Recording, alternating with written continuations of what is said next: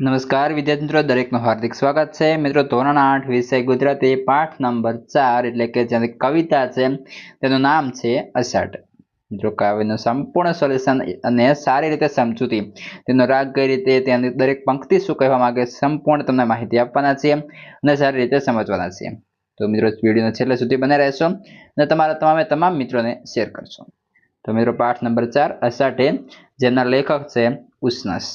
તેમનું પૂરું નામ છે કવિ નટવરલાલ કુબેરદાસ પંડ્યા. આ મિત્રો ઘણી બધી વખત તમારી પરીક્ષામાં પૂછાતું હશે તો યાદ કરી લેશો. અને ઉષ્ણસ નામથી તેઓ જાણીતા છે. તે ઉપરાંત તેમણે નેપથ્ય, આદ્રા, મનોમુદ્રા અને તૃણનો ગ્રહ જેવા જાણીતા કાવ્ય સંગ્રહો છે. સ્પંદ અને છંદ, અશ્વત્થ વગેરે એમના અન્ય પુસ્તકો છે. તેમના ગુજરાતી સાહિત્ય સર્વોચ્ચ એવો રણજીતરામ પુરસ્કાર પણ તેમને પ્રાપ્ત થયેલો છે.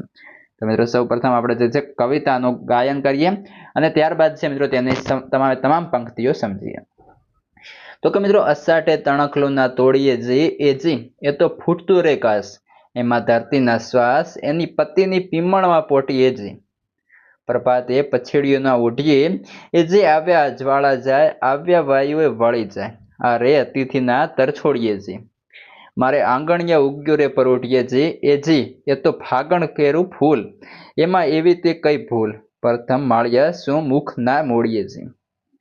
તો મિત્રો, તેની તમામ પંક્તિઓ જોઈએ તો કે અષાઢે તણખલોના તોડીએ જી એ તો ફૂટતું રે કાશ, એમાં ધરતીના શ્વાસ એની પત્નીની પીમળમાં પોઢીએ છે.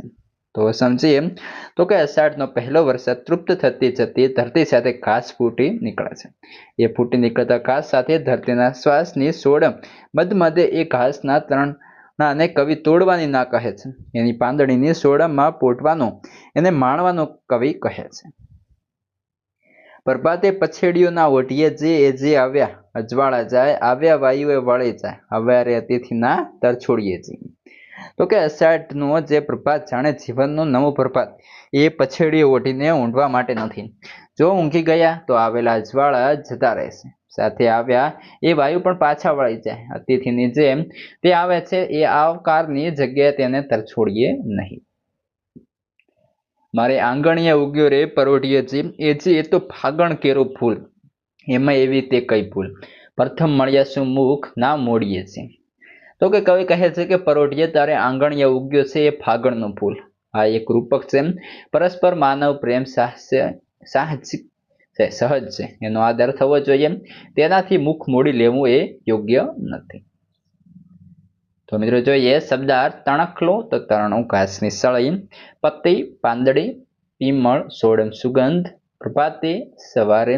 પછેડિયું ઓઢવાની જાડી ચાદર અથવા પછેડી. અતિથિ મહેમાન. પરોઢીએ મળસ્કે.